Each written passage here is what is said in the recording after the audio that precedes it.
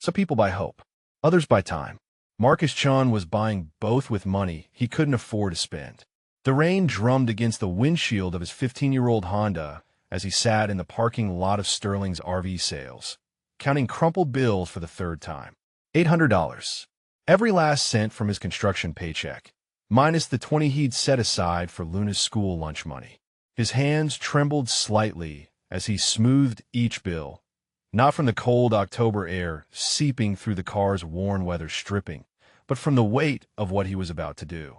In the back seat, Luna pressed her nose against the fogged window, her breath creating small clouds as she whispered secrets to Rusty.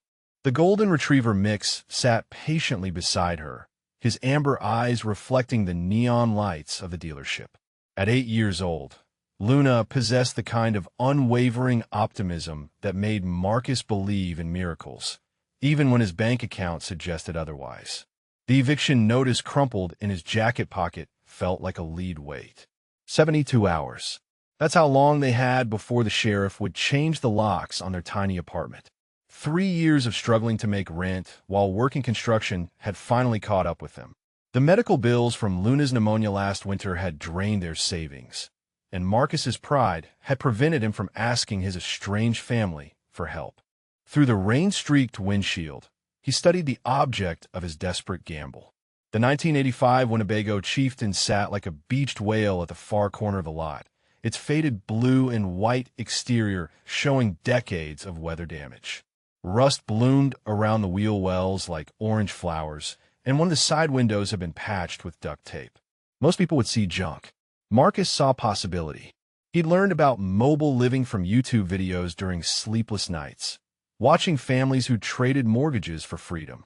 The idea had seemed romantic then, adventurous. Now it felt like their only option. Marcus stepped out into the rain, pulling his worn baseball cap low over his eyes. His construction boots splashed through puddles as he walked toward the dealership office, where a woman with silver hair and kind eyes sat behind a cluttered desk. Victoria Sterling had inherited the business from her father and had a reputation for fair dealing, even with customers who couldn't afford much. She looked up as the bell chimed his entrance, taking in his paint-stained work clothes and the determined set of his jaw. Marcus had called ahead, explaining his situation with the careful dignity he'd learned from his mother. Victoria had listened without judgment, promising to show him what they had in his price range. They walked to the Winnebago together. Victoria's practiced eye-noting details, while Marcus tried to hide his growing concern. Up close, the RV looked even more tired. The door stuck when Victoria tugged it open, and the interior smelled of mildew and old cigarettes.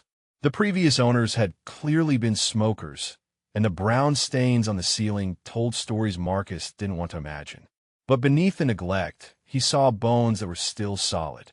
The chassis looked sound, and when Victoria turned the key, the engine coughed to life with a rough idle that spoke of maintenance issues rather than terminal illness. Marcus's trained ear picked up problems that others might miss, but also heard potential that a good mechanic could unlock. His fingers traced the dashboard controls with unexpected familiarity.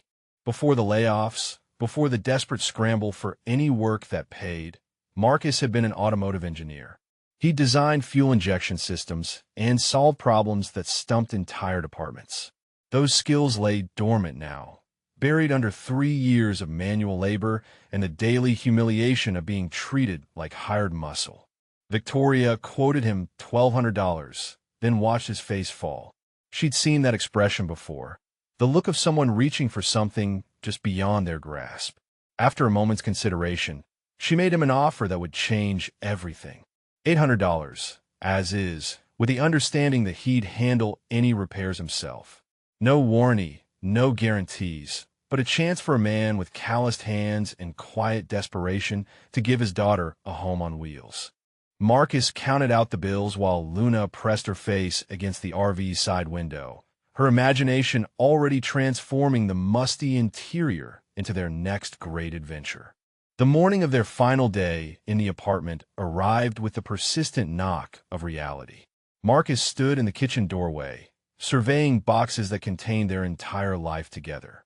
3 years of careful accumulation reduced to essentials that would fit inside 32 feet of rolling metal and hope. Luna sat cross-legged on her bedroom floor, arranging her stuffed animals in order of importance for the Great Migration. Her pink unicorn, named Starlight, held the place of honor, followed by a collection of well-loved bears and a ceramic elephant her grandmother had given her before the cancer took her voice. The child's methodical approach to downsizing broke Marcus's heart in ways he couldn't express. Rusty paced between the boxes, his canine intuition picking up on the tension that filled their small apartment like smoke. The dog had been with them since Luna was 3, a shelter rescue who'd grown into the family's emotional anchor. His golden fur caught the morning light streaming through windows they'd soon leave forever. The construction crew would be arriving at the Meridian Shopping Center project in 2 hours, and Marcus needed to be there. Missing work wasn't an option, not when every dollar counted toward their uncertain future. But first, he had to load their belongings into a vehicle that might not start when they needed it most. Jake Brennan's voice echoed in his memory from yesterday's lunch break. The foreman had cornered Marcus near the portable toilets, his voice carrying the particular cruelty reserved for those who enjoyed others' misfortunes.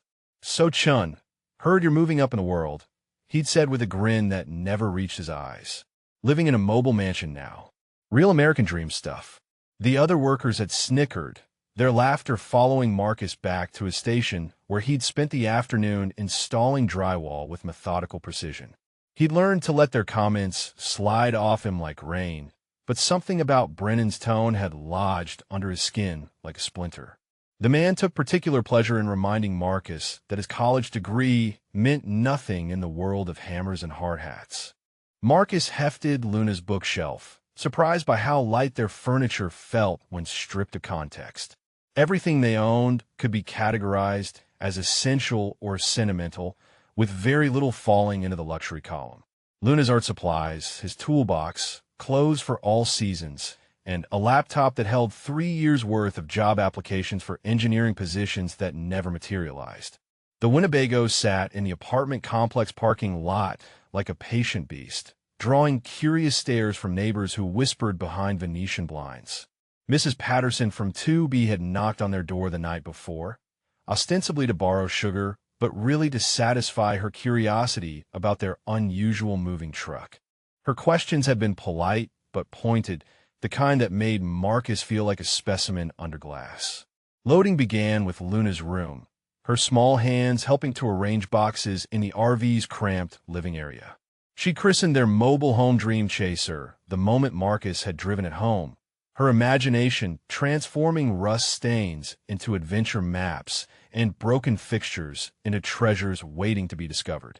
Her enthusiasm provided the momentum Marcus couldn't find in his own reserves of hope. The RV's interior revealed new problems with each loaded box. Cabinet doors hung crooked, the tiny refrigerator wheezed like an asthmatic, and the bathroom door wouldn't close completely. But Luna approached each discovery with the wonder of an explorer, turning defects into features through the alchemy of childhood optimism. By noon, their apartment stood empty except for cleaning supplies and the ghosts of 3 years' worth of memories. Marcus ran his hand along the kitchen counter where Luna had eaten countless bowls of cereal, where she'd spread homework across surfaces that had witnessed her growth from kindergarten through 2nd grade. The walls bore faint outlines where family photos had hung, rectangular shadows that marked time's passage. The final moment came with surprising swiftness. Keys handed over to the apartment manager, a woman whose practiced sympathy couldn't mask her relief at resolving another delinquent account. The transaction felt anticlimactic, like closing a book in the middle of a chapter rather than reaching any kind of satisfying conclusion. Marcus climbed into the RV's driver's seat while Luna buckled herself into the passenger chair, Rusty settling between them like a furry co-pilot. The engine turned over on the 2nd try, settling into an idle that sounded marginally better than their first meeting. He shifted into drive, feeling the transmission hesitate before engaging with a mechanical sigh that spoke of better days in the distant past. They made it exactly 3 blocks before Dream Chaser decided to assert her personality. The engine coughed once, twice, then died completely as Marcus coasted to a stop beside Riverside Park. Steam rose from under the hood like incense from a mechanical prayer gone wrong, and the silence that followed felt heavy with implications neither father nor daughter wanted a voice.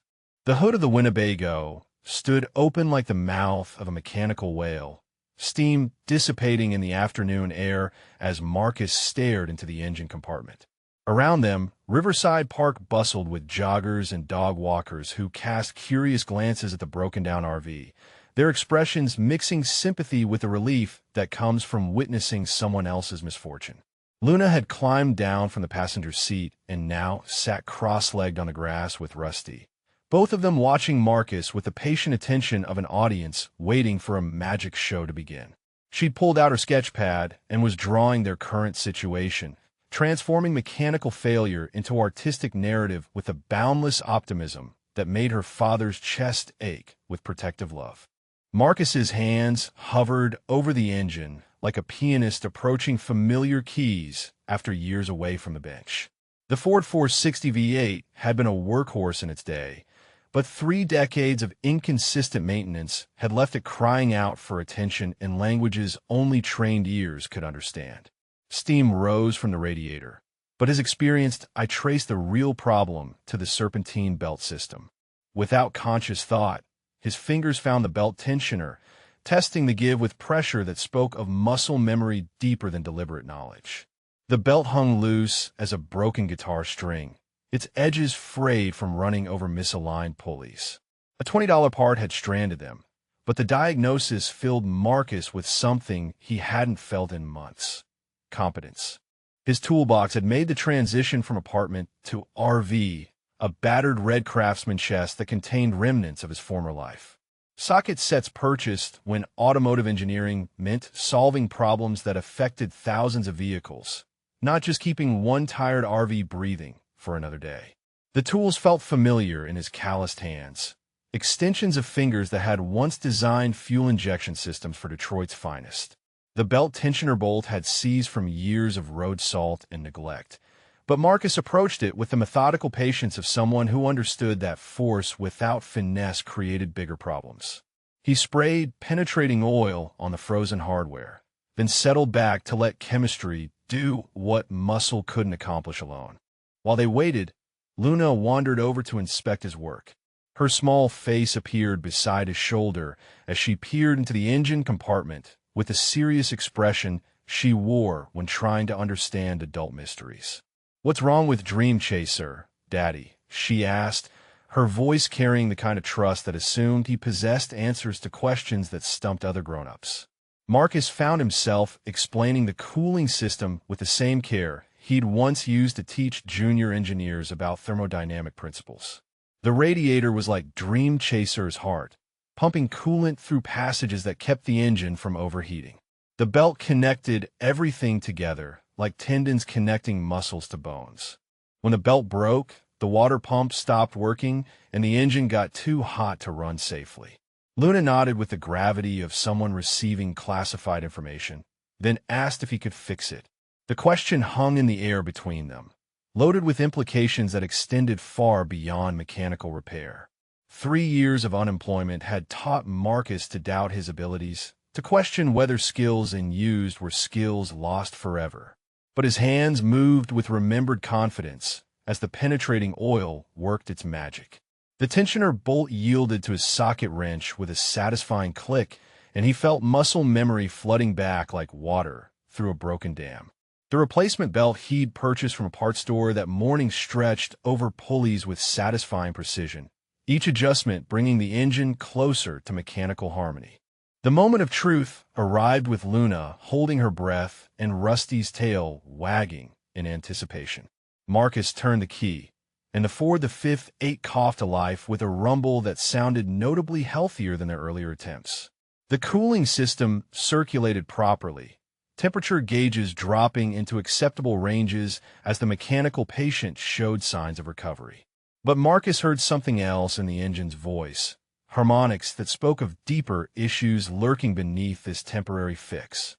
The timing seemed slightly retarded, probably from a stretch chain that had jumped a tooth or two over the years.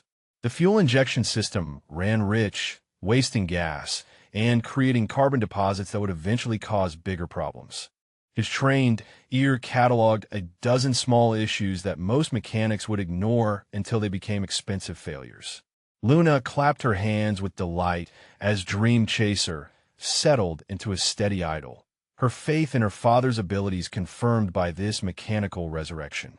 She climbed back into the passenger seat while Rusty claimed his position between them, both of them radiating confidence in Marcus's ability to solve whatever problems their mobile home might present.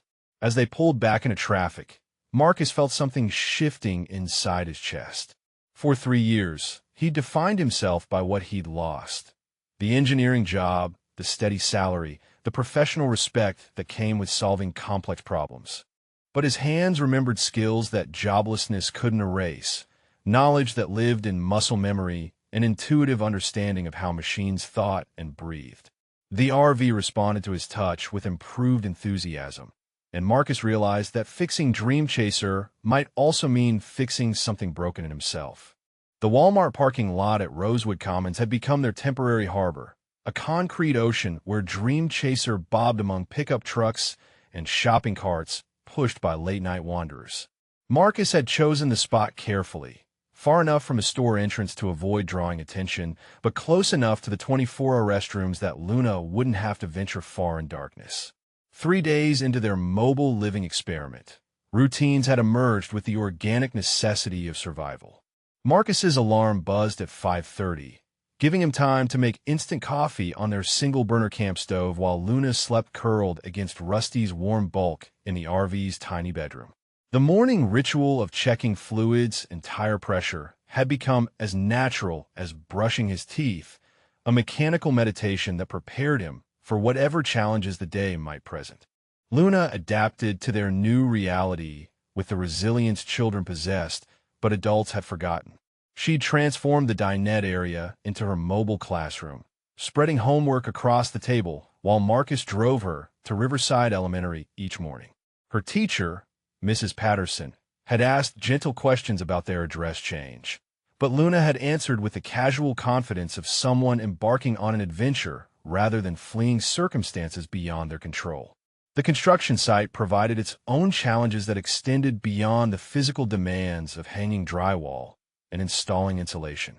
Jake Brennan's commentary had evolved from casual cruelty to targeted harassment, his voice carrying across the job site during lunch breaks when the crew gathered around picnic tables to eat sandwiches and trade stories. "Look who's here," Brennan had announced that morning as Marcus climbed out of Dream Chaser in the employee parking area. "Our mobile homeowner. How's life in the luxury lane, Chun? Got running water yet? Or are you still using gas station bathrooms?" The laughter that followed felt rehearsed, the kind of group response that comes when workers desperately need someone to look down upon. Marcus had learned to let their comments flow around him like water around a stone, but something in Brennan's tone suggested an escalation that worried him.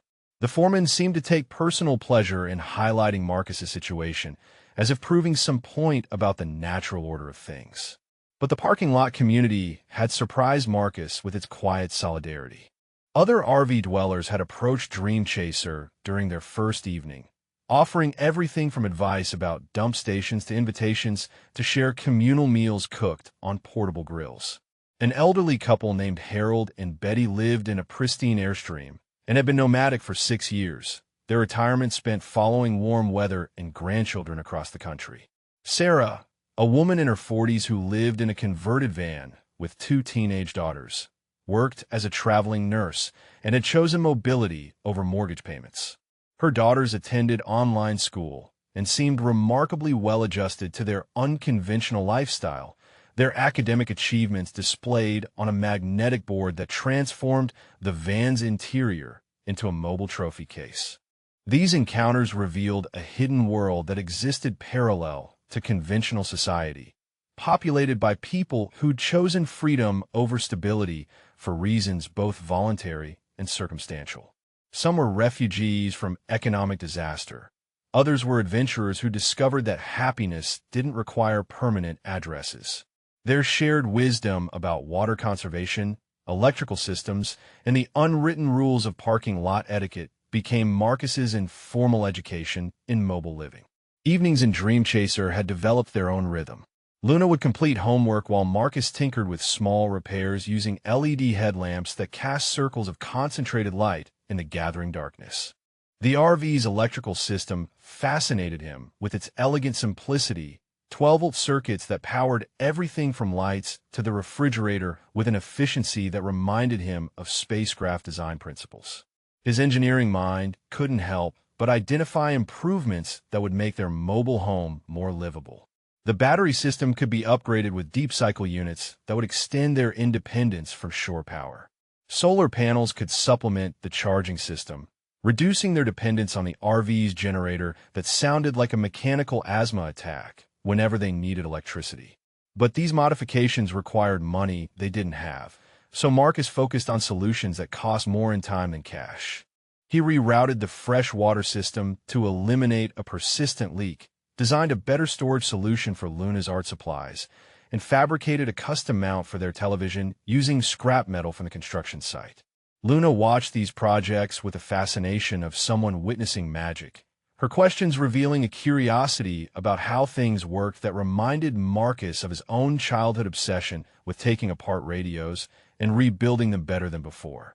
She began handing him tools without being asked, anticipating his needs with the intuitive understanding that develops between people who share small spaces and large dreams. The night sounds of the parking lot became their lullaby. The distant hum of highway traffic, the occasional rumble of delivery trucks making early morning runs, and the comforting presence of other families who'd chosen wheels over walls. Marcus would lie awake sometimes, staring through the skylight at stars that seemed brighter when viewed from temporary places, and wonder if they were running towards something better or away from something they'd lost forever. Saturday morning arrived with Luna's excited whisper cutting through the pre-dawn quiet of Dream Chaser. Today was the day they'd planned their first real adventure, a trip to Cedar Lake State Park where Luna could finally see their mobile home in the natural habitat she'd imagined during countless bedtime stories. Marcus had promised they'd go once he felt confident the RV could handle highway speeds without stranding them in unfamiliar territory. The modifications he'd made over the past 2 weeks had transformed Dream Chaser from a barely functional shelter into something approaching reliable transportation. Solar panels salvaged from a construction site demolition now graced the roof, wired through a charge controller Marcus had built from components ordered online with money saved from skipping lunch. The battery bank he'd assembled from marine deep cycle units purchased secondhand hummed quietly beneath the dinette, storing power from the sun for evening comfort. Luna bounced in the passenger seat as Marcus conducted his pre-flight inspection, checking fluid levels and tire pressure with the methodical attention he'd once applied to prototype vehicles in Detroit test facilities. The engine oil looked cleaner after his recent change, and the cooling system maintained proper pressure following his radiator flush and thermostat replacement. Every component had been touched by hands that remembered precision engineering, even if the parts themselves came from salvage yards and discount auto stores. The drive to Cedar Lake revealed improvements that surprised even Marcus. The transmission shifted smoothly through gears that had been reluctant to engage just weeks earlier. His timing adjustments and carburetor tuning had eliminated the rough idle and hesitation that had marked their early driving experiences. Most remarkably, the fuel economy had improved from single digits to a respectable 12 miles per gallon, a figure that made their limited travel budget stretch significantly further. Luna pressed her face against the passenger window as they climbed into the Cascade foothills, her running commentary transforming the scenery into an ongoing adventure story. Every curve revealed new wonders that she cataloged with the enthusiasm of an explorer documenting uncharted territory. Rusty had claimed his position between the front seats, his golden head swiveling to track interesting scents that drifted through the windows. The RV responded to mountain grades with power Marcus hadn't expected from the aged Ford engine. His compression test had revealed cylinders that sealed better than the maintenance record suggested, and his careful attention to ignition timing had unlocked performance that previous owners had never experienced. The mechanical symphony of properly adjusted valves and synchronized fuel delivery created a harmony that spoke to something deep in his engineering soul. Cedar Lake State Park welcomed them with towering Douglas firs and the mirror surface of water that reflected surrounding peaks like a photographer's dream. Marcus guided Dream Chaser into a campsite that overlooked the lake. The RV's improved handling making the tight turns feel manageable rather than terrifying. Other campers glanced their way with a polite curiosity reserved for neighbors and temporary communities, their expressions shifting from skepticism to interest as they noticed the solar array and subtle modifications that marked Dream Chaser as something more than standard factory equipment. Luna exploded from the passenger seat the moment Marcus engaged the parking brake. Her pent-up energy released in a burst of exploration that carried her around the campsite perimeter with Rusty bounding beside her. She discovered fire rings and picnic tables, nearby trails and distant mountains, her excitement infectious enough to lift Marcus's spirits despite the financial anxiety that shadowed their every decision. Setting up camp revealed more fruits of Marcus's evening tinkering sessions. The electrical system powered LED lights that illuminated their outdoor space without the noise and fuel consumption of the generator. A custom awning mount he'd fabricated allowed them to create shaded outdoor living space using a tarp and telescoping poles, extending their effective living area into the natural amphitheater surrounding their site. Other RV owners approached throughout the afternoon, drawn by curiosity about modifications they'd never seen before. Harold, a retired electrician from Arizona, examined the solar installation with professional interest, asking technical questions that revealed Marcus's deep understanding of photovoltaic systems and battery management. Sarah, traveling with her nursing career, wanted to know about the custom storage solutions that maximized Dream Chaser's limited interior space. Each conversation revealed more of Marcus's hidden expertise, knowledge that had been dormant but not lost during his years of construction work. He found himself explaining complex electrical concepts with the fluency of someone who'd spent decades solving problems that stumped other professionals. The respect in his questioners' voices awakened something in Marcus that unemployment had nearly extinguished. The recognition that his knowledge had value beyond the paycheck it might someday generate. Luna named their campsite the Dream Chaser Base Camp, officially christening their mobile home with lake water and a ceremony that involved Rusty's participation as witness and co-adventurer. She declared it the most beautiful place they'd ever lived, and Marcus realized she was right.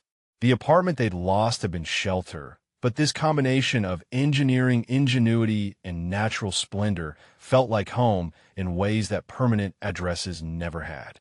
As evening approached, and solar panels charged their batteries for another night of independent living, Marcus watched Luna skip stones across the lake surface and understood that they hadn't just survived their housing crisis.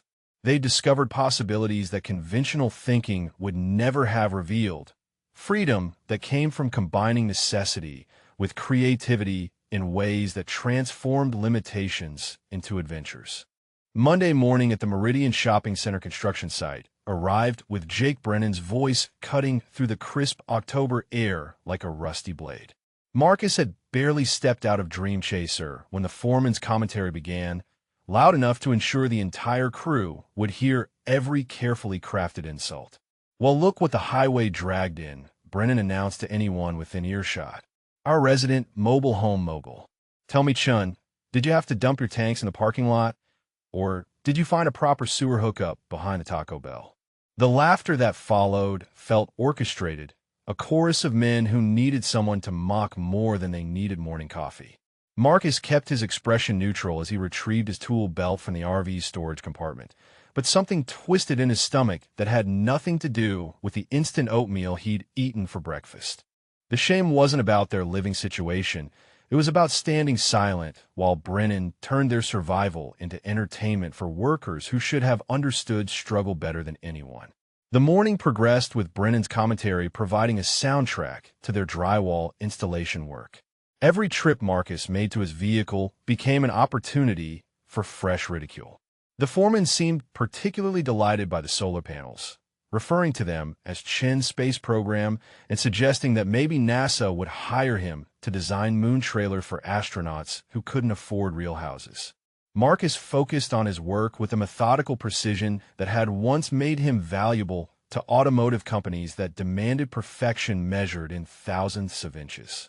His drywall joints were cleaner than anyone else's on the crew, his corner work precise enough to satisfy architects who scrutinized every detail. But craftsmanship meant nothing when your home had wheels and your boss treated dignity like a commodity he could trade for cheap laughs. During lunch break, Marcus sat in Dream Chaser rather than joining the crew at their usual picnic table gathering. The RV's interior felt like a sanctuary compared to the hostile environment of a job site, and he used the solitude to review engineering sketches he'd been working on during evening hours. The modifications he'd been planning would transform their mobile home from survival necessity into something approaching luxury. But they required precision and components that cost more than construction wages could easily support. His drawings covered everything from improved suspension systems that would make highway travel smoother to a gray water recycling system that would extend their camping independence. The electrical upgrades alone would double their battery capacity, while adding inverter capabilities that could power Luna's laptop and art supplies without running the generator. Each modification built upon the others in a cascade of engineering solutions that addressed problems most RV owners simply accepted as limitations. But the sketches represented more than mechanical improvements. They were proof that his mind still worked at levels that manual labor couldn't touch, evidence that 3 years of unemployment hadn't erased knowledge that lived deeper than job descriptions. The precise calculations and system integrations flowing from his pencil reminded Marcus of who he'd been before circumstances had reduced him to someone Jake Brennan could humiliate for sport. The afternoon brought fresh challenges when a client representative visited the job site to review progress. Brennan's demeanor shifted from casual cruelty to professional obsequiousness as he guided the well-dressed woman through various work areas, explaining timelines and quality standards with the practiced enthusiasm of someone performing for his real audience. But when they passed Dream Chaser in the parking area, his commentary returned to its usual vicious tone. "That's one of our temporary workers," Brennan explained to the client with barely concealed contempt. "Lives in that RV there. Some people just can't handle the responsibility of normal housing arrangements, you know? But he does decent drywall work when he shows up on time." The client's expression remained professionally neutral, but Marcus caught her glancing at Dream Chaser with what looked like curiosity rather than judgment. She seemed more interested in the solar installation and custom modifications than in Brennan's editorial commentary, her questions revealing knowledge that suggested technical background rather than casual observation. Marcus spent the drive home wrestling with anger that had nowhere productive to go. Luna chattered about her day at school, while Rusty dozed between them, both oblivious to the internal storm that threatened to break Marcus's careful emotional control. He'd spent 3 years learning to swallow pride and accept whatever work presented itself. But Brennan's public humiliation felt like a line crossed in ways that demanded response. That evening, parked in their familiar spot at Rosewood Commons, Marcus spread his engineering drawings across the dinette table, while Luna worked on homework that required careful attention to mathematical concepts she was just beginning to understand. The parallel activities created a quiet domesticity that helped settle his churning thoughts. Father and daughter pursuing knowledge in their respective domains, while sharing the warm glow of LED lights powered by sunlight they'd stored during the day. The modifications he'd been planning suddenly felt like more than technical improvements. They represented a declaration that circumstances might dictate where they lived, but wouldn't define the quality of how they lived. Every upgrade would be proof that intelligence and creativity could overcome limitations that others saw as permanent, evidence that a man's worth couldn't be measured by his mailing address or his supervisor's opinion of his housing choices. Marcus began calculating material costs with renewed focus, his engineering mind already solving problems that would make Dream Chaser into something that would silence critics through simple excellence rather than defensive explanations.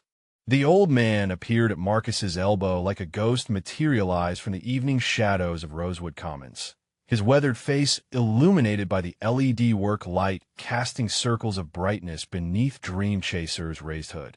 Marcus had been adjusting the alternator belt tension when the stranger's voice cut through the ambient noise of the parking lot with the authority of someone who knew exactly what he was looking at. "That's professional-grade work," the man said, his finger tracing the custom alternator bracket Marcus had fabricated from scrap aluminum. "Most people just tighten the belt until it squeals and call it fixed. You engineered a solution that'll last 20 years. Marcus straightened from his bent position over the engine compartment, wiping his hands on a shop rag while studying the unexpected visitor. The man appeared to be in his 70s, with silver hair that caught the work light and eyes that held the particular intelligence of someone who'd spent decades solving mechanical problems that stumped other people. His clothes were clean but practical, the uniform of a retiree who still preferred working with his hands to watching television. "The name's Pete Kowalski," the stranger continued, extending a hand that felt like weathered leather wrapped around steel cable. "Worked the Winnebago factory in Forest City for 38 years before they moved production overseas. Built more of these rolling houses than I can count, and I've never seen modifications like what you've done here." Marcus introduced himself, while Pete's experienced I cataloged the improvements that had transformed Dream Chaser from salvage yard refugee into something approaching showroom condition. The solar array drew particular attention, Pete's questions revealing knowledge about photovoltaic systems that went deeper than casual camping interest.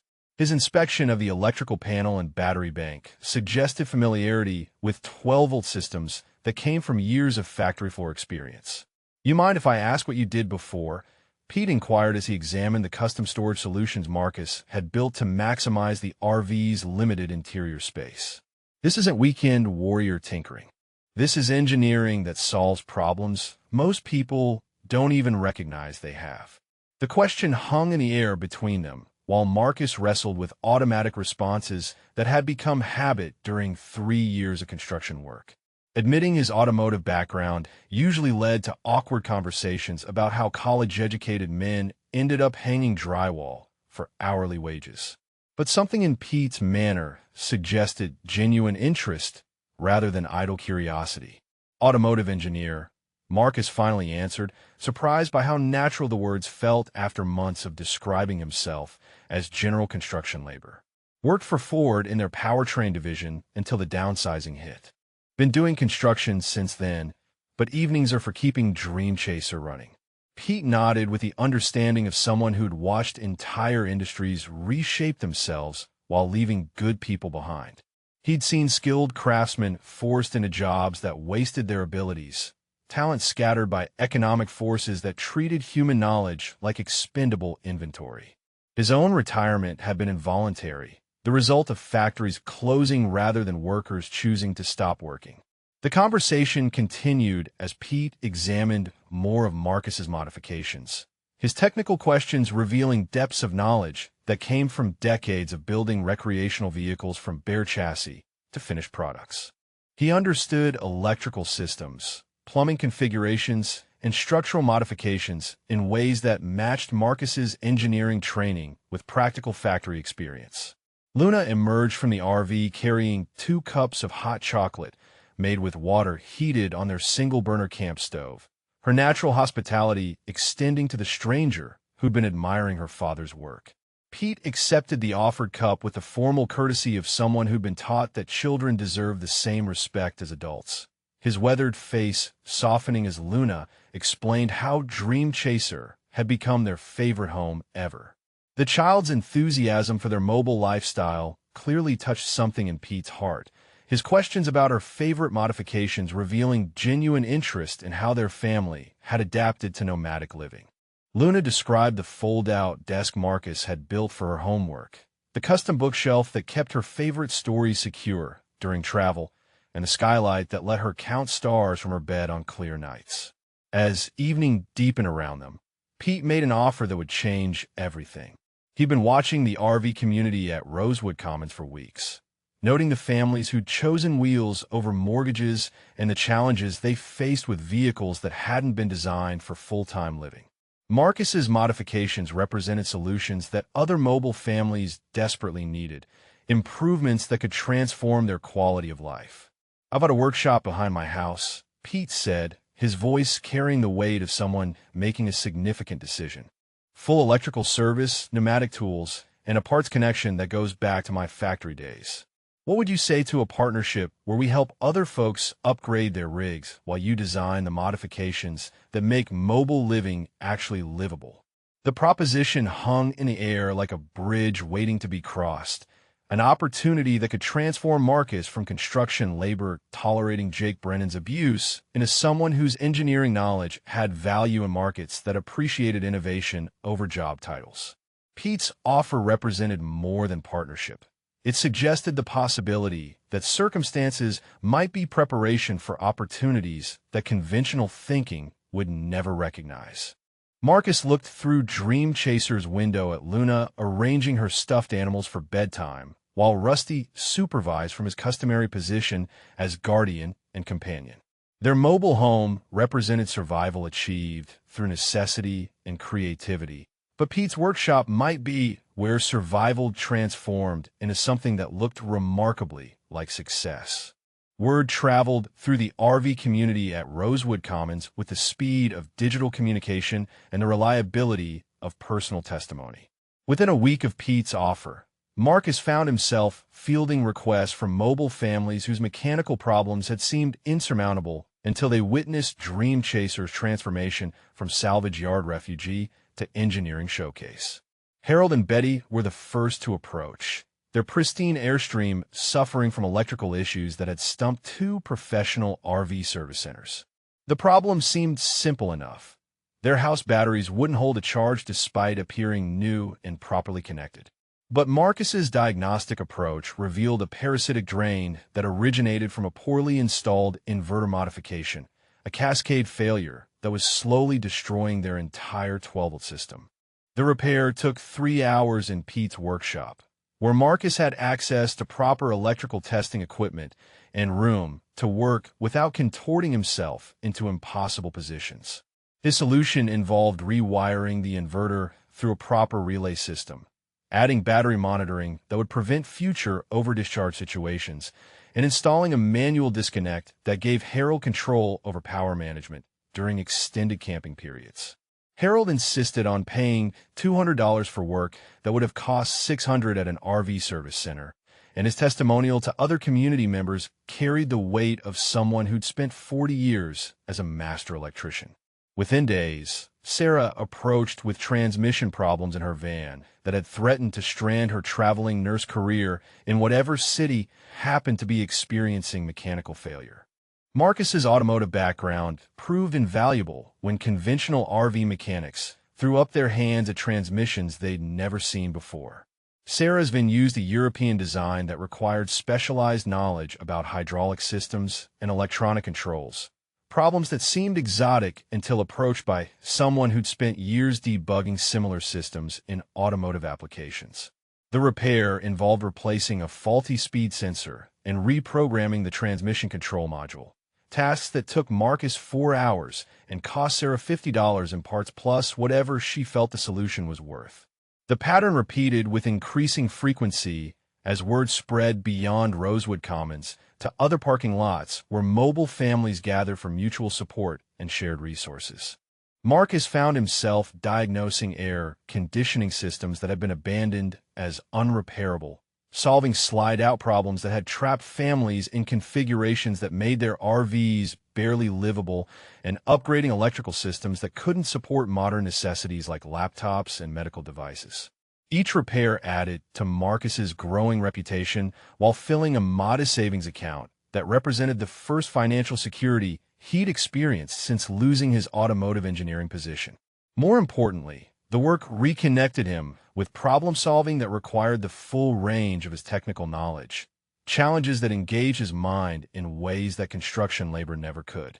Luna watched these evening consultations with the fascination of someone witnessing her father transform from defeated job seeker into sought-after specialist. She appointed herself assistant parts organizer, her small hands sorting screws and connectors with a methodical attention that made her invaluable during complex repairs. Her homework often spread across Pete's workbench, while Marcus explained diagnostic procedures to customers who'd driven hours to reach someone who understood their particular mechanical mysteries. The workshop sessions also became informal engineering seminars where Marcus shared knowledge that had been locked away during his years of unemployment. He taught Harold about battery chemistry and charging algorithms, helped Sarah understand transmission maintenance procedures that would prevent future failures, and showed other RV owners how to identify problems before they became roadside emergencies. Pete's role evolved from workshop provider to business mentor, his decades of manufacturing experience complementing Marcus's engineering background in ways that created solutions neither man could have developed alone.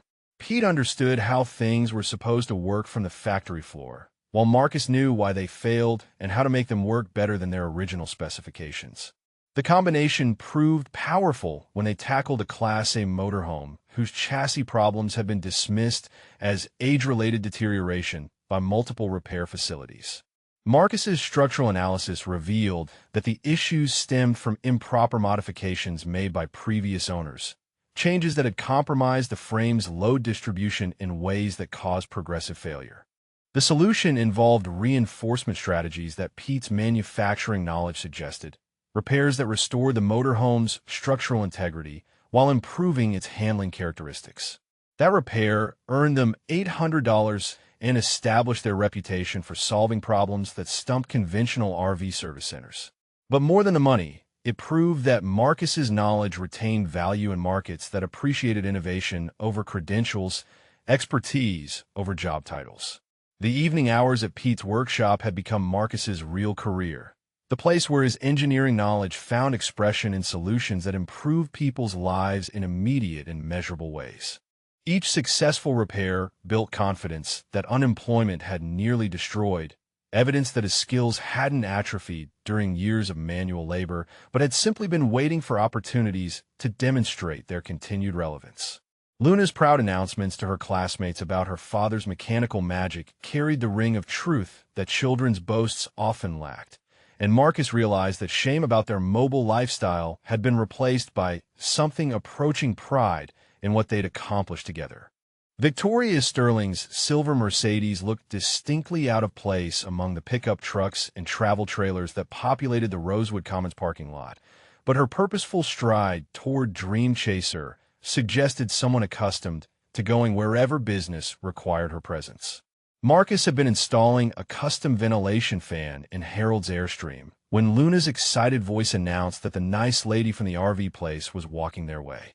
She'd been hearing stories, Victoria explained as she approached the cluster of recreational vehicles that had become an informal community center for mobile families seeking Marcus's expertise. Her customers had been returning to Sterling's RV sales with modifications they claimed came from a genius working out of parking lots and workshop spaces, improvements that surpassed anything her factory-trained technicians could provide.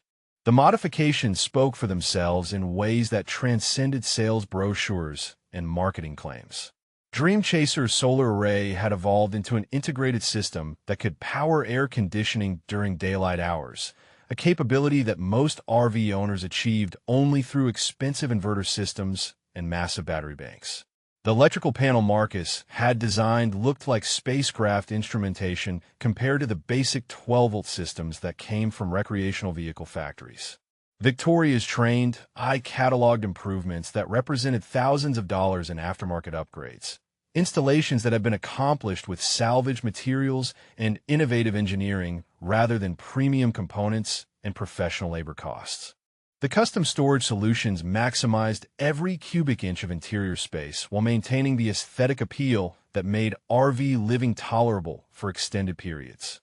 But her technical questions revealed knowledge that went beyond sales experience into engineering principles that most RV dealers never needed to understand. She asked about load calculations for the solar mounting system, inquired about the electrical theory behind his battery monitoring setup, and demonstrated familiarity with automotive systems that suggested background beyond recreational vehicle sales. Marcus found himself explaining design decisions with the fluency that had once impressed automotive executives who needed complex problems reduced to understandable solutions. The conversation flowed naturally from technical specifications to engineering philosophy, covering topics that range from material science to electrical theory with the ease of two professionals speaking a common language. The turning point came when Victoria examined the custom suspension modifications Marcus had developed to improve Dream Chaser's highway handling. The solution involved relocating mounting points and changing spring rates in ways that required structural analysis and mathematical calculations, engineering work that went far beyond typical RV maintenance and repair. Her questions about stress analysis and dynamic loading revealed knowledge that surprised Marcus with its sophistication. "I have a mechanical engineering degree from Caltech," Victoria explained when she noticed his surprised expression. "Started in aerospace before my father's heart attack brought me home to run the family business." Most RV dealers don't need to understand finite element analysis, but comes in handy when customers ask about modifications that could affect vehicle safety. The revelation transformed their conversation from customer consultation into professional dialogue between engineers who'd found themselves in unexpected circumstances. Victoria's path from aerospace to recreational vehicles paralleled Marcus's journey from automotive design to construction labor, career changes driven by family obligations and economic realities that had nothing to do with professional competence. Luna emerged from Harold's Airstream, carrying a tray of iced tea prepared with the formal courtesy she reserved for important occasions, her natural hospitality extending to the well-dressed woman who seemed genuinely interested in her father's work. Victoria accepted the offered refreshment with a gracious attention that acknowledged Luna's role as hostess, while continuing her technical discussion with Marcus about engineering challenges that recreational vehicle manufacturers had never adequately addressed. The business proposition that followed felt like destiny disguised as opportunity. Victoria had been struggling to find qualified technicians who could handle the complex modifications her customers increasingly demanded, improvements that went beyond standard RV service into custom engineering solutions. Her dealership's reputation suffered when customers' requests exceeded her staff's capabilities, forcing her to decline work that represented significant revenue potential. Marcus's mobile situation actually represented an advantage in ways that conventional thinking wouldn't recognize. His parking lot consultations had connected him with RV communities that traditional dealers never encountered, people whose modification needs reflected real-world usage rather than showroom fantasies. His solutions addressed problems that factory engineers had never considered because they'd never lived full-time in the vehicles they designed. The partnership she proposed would establish Marcus as Sterling's custom modification specialist, working from expanded shop facilities that could accommodate everything from simple electrical upgrades to complete chassis modifications. Pete's manufacturing experience would complement Marcus's design expertise, creating a team capable of solving problems that stumped other RV service providers throughout the region. But Victoria's most intriguing proposal involved developing a new market segment focused on high-end custom RVs for clients who wanted engineering excellence rather than factory standardization. The mobile living movement was attracting professionals who could afford sophisticated solutions to nomadic lifestyle challenges, people who valued innovation over conventional recreational vehicle compromises. Marcus looked through Dream Chaser's window at Luna, arranging her art supplies on the dinette table that had become her mobile studio, her creative projects flourishing despite their unconventional living arrangements. Their parking lot home had proven that engineering ingenuity could overcome limitations that seemed insurmountable, that expertise retained value regardless of circumstances that tried to define its worth. Victoria's offer represented vindication for every night spent sketching modifications by LED light, validation for knowledge that unemployment had tried to convince him was obsolete, and opportunity for skills that construction labor had buried but never destroyed. The morning of reckoning arrived, disguised as an ordinary Tuesday, with Jake Brennan's voice cutting through the construction site's ambient noise like a chainsaw through silence. Marcus had barely stepped out of Dream Chaser when the foreman's commentary began, but this time the familiar mockery carried an edge that suggested something more dangerous than routine humiliation. Chen's rolling palace is looking mighty fancy these days, Brennan announced to the assembled crew, his voice projecting across the parking area with theatrical malice. Solar panels, custom everything. Makes me wonder how a guy hanging drywall for $12 an hour can afford all those upgrades. Maybe we should call social services, make sure that little girls living in safe conditions. The threat landed like a physical blow, driving air from Marcus's lungs as the implications crystallized with terrifying clarity. Social services. Luna. The suggestion that their mobile lifestyle constituted child endangerment, whispered to the right bureaucratic ears by someone with supervisory authority at a legitimate construction company. Marcus's hands trembled as he retrieved his tool belt from the RV's storage compartment, muscle memory performing routine tasks, while his mind raced through scenarios that all ended with Luna removed from his custody. Brennan's cruelty had evolved beyond workplace harassment into something that threatened the only thing Marcus cared about protecting. The foreman's satisfied smirk suggested he understood exactly which nerve he'd struck. The morning progressed with Marcus working in mechanical silence while Brennan's implications hung in the air like smoke from a toxic fire. Every crew member had heard the threat, and their reactions ranged from uncomfortable silence to knowing nods that suggested agreement with the foreman's assessment. Marcus realized that his successful RV modifications had backfired, creating visible prosperity that contradicted the poverty narrative Brennan needed to maintain his position in the workplace hierarchy. Lunch break brought the confrontation to its inevitable climax when Marcus sat in Dream Chaser rather than joining the crew at their communal gathering. Through the windshield, he watched Brennan gesturing toward the RV while speaking to Rodriguez, the project superintendent who had the authority to act on concerns about employee behavior or living situations. The knock on Marcus's door carried the weight of official inquiry, Rodriguez's expression mixing professional duty with obvious discomfort about the conversation he'd been pressured to initiate. Behind him, Brennan wore the satisfied expression of someone watching long-planned revenge unfold according to script. "We need to talk about your living situation," Rodriguez began, his tones suggesting reluctance to pursue a line of inquiry he'd been forced to investigate. Some concerns have been raised about whether this arrangement is appropriate for a child, especially given the modifications that seem beyond what your salary could reasonably support. The accusation hung between them like a sword waiting to fall, its implications clear enough to require no elaboration. Marcus could remain silent and hope the inquiry would fade, accepting whatever investigation social services might conduct while trusting that Luna's obvious health and happiness would speak for themselves. Or he could defend their choices with explanations that might reveal more about his background than construction work required. Luna chose that moment to emerge from the RV's interior, her school backpack slung over her shoulder and her face bright with the excitement that marked her favorite days. She'd been working on a science project about solar energy, using Dream Chaser's electrical system as her real-world laboratory for understanding photovoltaic principles that most adults never mastered. "Daddy," she announced with the unfiltered enthusiasm that made Marcus's heart ache with protective love, "Mrs. Peterson says my solar project is the best she's ever seen.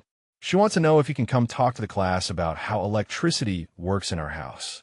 The moment crystallized with perfect clarity, Luna's innocent pride colliding with Brennan's malicious implications in ways that demanded choice between silence and dignity. Marcus looked at his daughter's expectant face, then at Rodriguez's uncomfortable expression, and finally at Brennan's anticipatory sneer. The response that emerged came from depths Marcus had forgotten he possessed, knowledge that unemployment had buried but never destroyed. He began explaining the electrical engineering principles behind their solar installation with the fluency of someone who'd spent years teaching complex concepts to automotive professionals who needed technical problems reduced to understandable solutions. The photovoltaic array generates direct current that flows through a charge controller designed to prevent battery overcharging while maximizing power harvest efficiency, he said, his voice carrying the quiet authority of expertise rather than defensive explanation. The battery bank stores energy in deep cycle units, rated for repeated discharge cycles, connected through a monitoring system that prevents damage from overdischarge conditions. Rodriguez's expression shifted from skeptical inquiry to genuine interest as Marcus continued explaining system components that represented sophisticated engineering rather than jury-rigged camping equipment. The inverter provided clean, alternating current for Luna's educational needs. The wiring met marine electrical standards that exceeded residential code requirements, and the installation had been calculated using load analysis that ensured safety margins beyond typical recreational vehicle specifications. Brennan's sneer faded as Marcus's technical expertise became impossible to dismiss as lucky tinkering or borrowed knowledge. The foreman's accusations about suspicious prosperity crumbled against explanations that revealed engineering competence rather than mysterious funding sources, solutions that demonstrated innovation born from necessity rather than resources that exceeded legitimate income. The conversation concluded with Rodriguez's grudging acknowledgement that their living situation met every legal requirement while exceeding most safety standards, his professional assessment carrying weight that Brennan's malicious speculation couldn't challenge. But the real victory came from Luna's proud smile as she listened to her father's technical explanations, her understanding that their mobile home represented achievement rather than compromise. Victoria Sterling's call came that evening as Marcus sat in Pete's workshop, sketching modifications for a Class C motorhome whose owners had driven 300 miles seeking solutions that conventional RV service centers couldn't provide. Her voice carried an urgency that cut through the ambient noise of pneumatic tools and Luna's homework questions, transforming an ordinary Wednesday into the moment that would reshape their entire future. "I need to see you tomorrow morning," she said without preamble, her tone mixing professional excitement with something approaching desperation. "There's a client meeting at 10 that could change everything, but I need your technical expertise to make it work. Can you take the day off construction?" The request should have been impossible. Missing work meant losing a day's wages they couldn't afford to sacrifice, risking Brennan's wrath over an absence that would fuel fresh accusations about unreliable homeless workers who couldn't maintain professional commitments. But something in Victoria's voice suggested opportunity that transcended immediate financial concerns, possibilities that might make construction wages irrelevant to their future calculations. Marcus arrived at Sterling's RV sales an hour early, Dream Chaser looking distinctly humble among the showroom models that represented hundreds of thousands of dollars in recreational luxury. But Luna's excited commentary about their mobile home's hidden superiority provided confidence that specifications couldn't measure, reminding Marcus that engineering excellence existed independently of price tags and marketing budgets.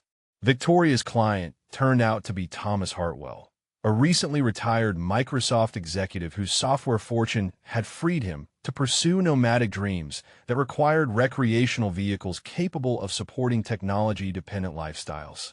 His requirements read like specifications for a mobile office that happened to include sleeping quarters, systems integration that pushed conventional RV capabilities far beyond their factory limitations.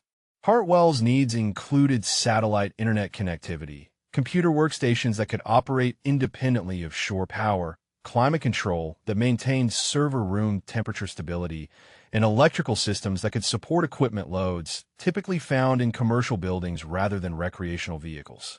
His previous consultations with RV manufacturers had produced polite explanations about impossibility, technical limitations that seemed insurmountable within recreational vehicle constraints. Marcus listened to the requirements with the focused attention of someone hearing problems he'd been unconsciously preparing to solve, challenges that combined his automotive engineering background with months of mobile living experience in ways that created unique insight into nomadic technology integration. His questions revealed understanding that impressed both Victoria and Hartwell, technical curiosity that went beyond surface symptoms to underlying system requirements. The breakthrough moment came when Marcus began sketching solutions that addressed Hartwell's needs through approaches that conventional thinking had never considered. Instead of trying to fit residential systems into recreational vehicle frameworks, he proposed designing custom chassis modifications that would support commercial-grade infrastructure while maintaining mobility and aesthetic appeal. His electrical design eliminated the 12-volt limitations that constrained most RV systems, incorporating high-voltage alternating current distribution that could power equipment loads approaching residential service levels. Solar integration would provide daylight autonomy, while shore power connections could support extended stationary periods. Battery backup systems ensuring uninterrupted operation during travel or remote camping. Climate control solutions involve custom insulation strategies and precision temperature management that would maintain equipment stability regardless of external conditions. Modifications that required structural engineering and thermal analysis beyond typical recreational vehicle maintenance. His approach treated the RV as a mobile data center that happened to include living quarters, rather than a vacation trailer trying to support professional equipment. Hartwell's excitement grew as Marcus's solutions addressed requirements that had stumped teams of factory engineers. Innovations that seemed obvious once explained, but revolutionary in their implications for mobile professional lifestyles. The proposed modifications would create capabilities that no manufacturer offered, systems integration that opened entirely new markets for recreational vehicles designed around professional rather than recreational priorities. But Victoria's true vision emerged when she explained the broader implications of Marcus's approach to custom RV engineering. Hartwell represented just one client in a growing market of professionals who could afford sophisticated solutions to nomadic lifestyle challenges, people whose requirements exceeded factory capabilities but whose resources could support engineering excellence that treated recreational vehicles as platforms for innovation rather than compromise. The partnership she proposed would establish Sterling's as the premier destination for clients seeking engineering solutions that no other dealership could provide, custom modifications that would transform recreational vehicles into mobile platforms capable of supporting any lifestyle or professional requirement. Marcus's expertise would anchor a new business model that treated RV customization as advanced engineering rather than aftermarket accessory installation. Pete's manufacturing experience would provide production capabilities that could scale Marcus's innovations from one-off solutions to reproducible systems, modifications that could be documented and replicated for clients with similar requirements. Their combined expertise would create competitive advantages that no conventional RV service center could match. The financial terms were generous enough to make Marcus's construction wages seem like pocket change.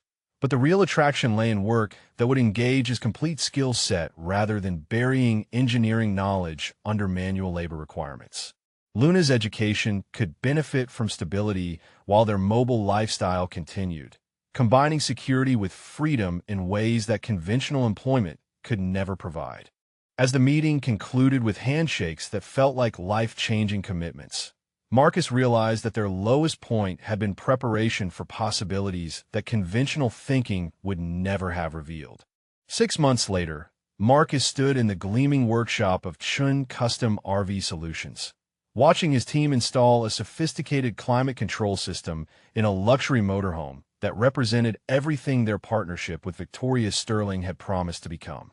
The facility occupied 5,000 square feet of modern industrial space, equipped with hydraulic lifts, precision electrical testing stations, and fabrication capabilities that would have seemed impossible during their parking lot days. Luna burst through the office door with the unbridled energy that marked the end of another successful school day, her backpack heavy with assignments that now included advanced mathematics concepts her teachers encouraged because her father's engineering work had sparked genuine fascination with technical subjects. She'd blossomed during their months of stability, her natural curiosity finding expression in projects that combined art with science in ways that impressed educators who recognized exceptional potential. Dream Chaser occupied a place of honor in the workshop's main bay, no longer their desperate shelter, but preserved as the proof of concept that had launched their transformation from survival to success. The original Winnebago's modifications had become teaching tools for Luna's school presentations about renewable energy, engineering examples that demonstrated how creativity and determination could overcome limitations that seemed insurmountable. Their apartment above the workshop provided Luna with her own room again, space decorated with artwork that chronicled their journey from eviction notice to business ownership. But she insisted on keeping her tiny house memories alive. The fold-out bed Marcus had built for the RV's cramped quarters, now serving as a reading nook where she could imagine new adventures while surrounded by the security their success had provided. Pete's presence in the workshop added manufacturing wisdom that complemented Marcus's engineering vision, their partnership producing solutions that attracted clients from across the western states. His decades of factory experience had proven invaluable when scaling Marcus's innovations from one-off modifications to reproducible systems, quality control procedures ensuring that every installation met the exacting standards that had built their reputation. Victoria's sales expertise had transformed their technical capabilities into a business model that served clients whose requirements ranged from basic electrical upgrades to complete mobile office installations. Her aerospace background provided credibility with technology professionals who needed assurance that their mobile lifestyles wouldn't compromise their professional capabilities, engineering solutions that treated recreational vehicles as platforms for innovation rather than recreational compromise. The Hartwell Project had become their signature success story, a mobile command center that supported satellite communications, server room, environmental controls, and electrical systems capable of powering equipment loads that approached residential service levels. The installation had generated referrals that kept their workshop busy with clients who valued engineering excellence over factory standardization. Marcus's reputation had spread through RV communities where word-of-mouth recommendations carried more weight than advertising budgets. Testimonials from satisfied customers who discovered that mobile living didn't require accepting limitations that engineering knowledge could overcome. Their client base included professionals who'd chosen nomadic lifestyles, retirees seeking adventure without sacrificing comfort, and families whose circumstances had led them to wheels rather than mortgages. The morning brought a familiar knock on the workshop door, another family seeking solutions that conventional RV service centers couldn't provide. Marcus recognized the expression of desperate hope mixed with skeptical resignation, the same combination of emotions he'd carried when counting crumpled bills in Sterling's parking lot while gambling their last $800 on a rust-covered dream. The new clients told stories that echoed Marcus's own journey. Job losses that had forced housing decisions, children who needed stability while parents navigated economic uncertainty, dreams that required wheels because walls had become unaffordable. Their questions about electrical systems and storage solutions carried the same urgent necessity that had once driven Marcus to sketch modifications by LED light while Luna slept in their mobile home.